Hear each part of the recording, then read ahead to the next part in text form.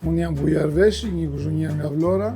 Sot kam ardhur t'u tregoj si bëhet një recet që nuk është tamam nga Vlora, por është në një fshat afër Vlorës, që quhet Narta, është ngjitur me ngjolin, me lagunën e Nartës. Receta më përpara origjinalja bëhesh me qefullin që rritesh në lagunën e Nartës, edhe është një pjatë edhe dimërore, është koha kur qefulli arrin maturinë e tij dhe bëhet edhe gjithnjë edhe më i për të bërë nga i ftohtë gjithnjë edhe më i dhjamur. Në këtë rast sot neve nuk kemi gjetur qefull, kemi marrë një peshk vdeti që është lavrak ose për shumicën e shqiptarëve levreku. Edhe kjo është receta e tavës së Nartës, gjithnjë e rivizituar nga neve, nga një bazë, nisemi gjithmonë nga një bazë klasike, nga tradita, pa e harruar asnjëherë, pastaj çdo kuzhinier mund të shtojë edhe atë që mendon ai se shkon më tepër. Marrim vajin, vaj ulliri, ekstra virgin natyrisht. Do fillojmë të rresim qepët. Qepët priten pak a shumë të mëdhaja, jo shumë të holla, se pastaj humbasin në recetë dhe nuk ndihen fare.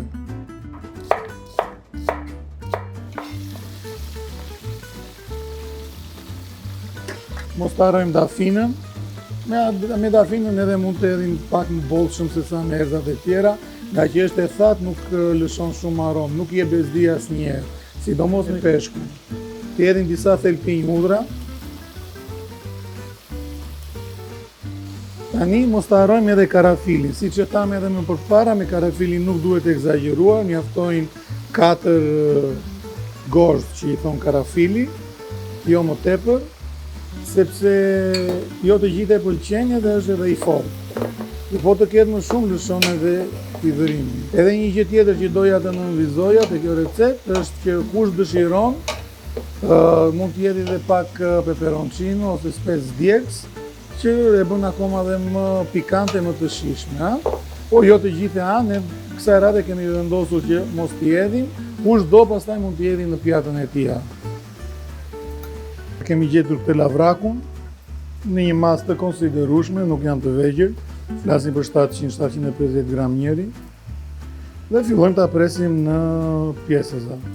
Njërin do ta vëmë me copza, tjetrin do ta vëmë kështu siç është, edhe për një efekt bukurie dhe prezantimin në pjatë.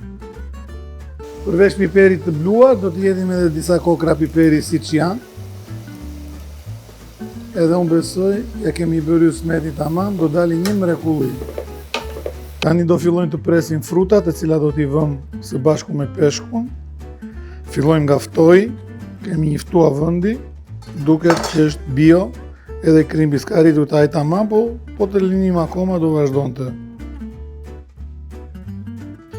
Mbase për brezat e rinj është diçka e veçantë, po në brezin ton kush nuk ka ngrënë një ftua në prush apo në furrë, shpeshherë i shoqëruar kur kishim me një pak mjalt. Pasi e qërojmë me pak vaj, e fusim në furrë dhe e lëm të piqet 5 minuta në 200 gradë. Gjithmonë nuk harrohet kripa, asnjëherë në kuzhinë, është shpirti i kuzhinës kripa. Fillojmë me pjeshkën. Të njëjtën gjë do bëjmë edhe me kumbullat. Mirë do ishte të kishim gjetur vlonjate, po s'kam, ha. Më përpara çdo shtëpi vlonjate kishte ndonjë kumbull vlonjate në baçe. Ndërkohë kriposim peshkun mirë si gjithmonë, e tham dhe më përpara, kripa është shpirti i kuzhinës. Shikojmë që qepa është gati. Kam marrë të gjyrën e kabërdisjes, pak bjonde, pak kafe, e hedhim në tavë qepën. Jo aty nuk e ndjeni, po unë që po hedh në tavë, ndjej erën e të gjitha erëzave që kemi hedhur. Kanë nxjerr një aromë të shkëlqyer, ndihet karafili, dafina, ndihet edhra e thelpinëve të hudhrës që i kemi hedhur, piperi gjithashtu. Siç e shikoni, pa e egzageruar, pa shumë vaj, jemi në një ekuilibër perfekt të gjitha gjërave. E marrim peshkun që e tham do ta lëmë më tepër për sy, që do ta linim një të plot, dhe tani vazhdojmë, vendosim të gjithë ta copat e tjera të peshkut.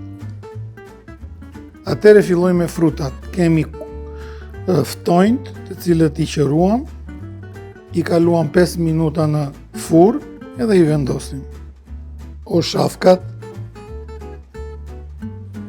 është një pjatë fshati, prandaj edhe gjërat vend sipas rastit, si të vi. Kumbullat që tham nuk janë pjesë e recetës, po neve i vum nga ana jonë për ta rivizituar, për ta riparë më pak, nga që janë akoma, siç tham, afër fermentimit, kanë filluar të kenë një thartësi të konsiderueshme dhe kjo bën që të bjerë në kontrast me të ëmblën e qepës. Vazhdoj me pjeshkën. E çuditshme për këtë pjatë që shumë njerëz nuk janë mësuar të shikojnë frutat me peshkun. Po përveç kumbullave ose edhe o shafkave që kanë bërë pjesë të kuzhinës shqiptare, siç mund të jetë te çomleku, te deri i egër, por pjeshkët dhe kumbullat e freskëta pa rrallë ndodh. Ftojnë mund t'i gjejmë siç janë më përpara ose në prush ose në furr. Ne brezi ynë, mbase për brezin e ri është pak e çuditshme, po brezi ynë ftoi ishte diçka më se normale. Ta merri nga pema dhe ta çojë te furri i lagjes dhe ti thoshe ma piqni pak këtë. Dhe është një shumë interesante ose shumë e rëndësishme për t'u thënë si në jetë duhet një ekuilibër të gjitha gjërave. E tharta me të ëmblën, siç tham, e tharta dhe fermentimi i frutave me të ëmblën e qepës, edhe me aromën e peshkut. Këtu kjo është vërtet për ne nga Vlora është më se normale, por pjesët tjetër të Shqipërisë është çik më e vështirë për t'u gjendur kjo lloj recete.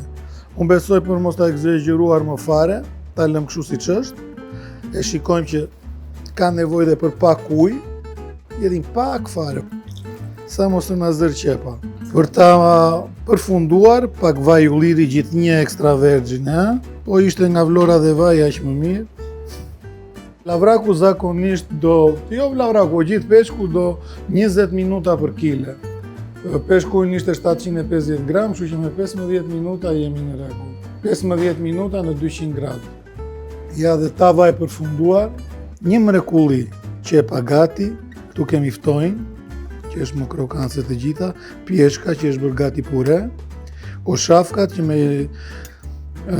ujin e qepës janë fryrë akoma, kanë marrë konsistencë më ndryshe, nuk janë të thata si më përpara, edhe kumbulla.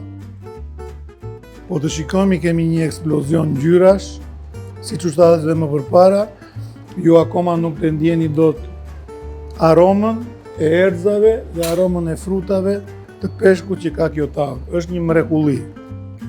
Na bëft mirë.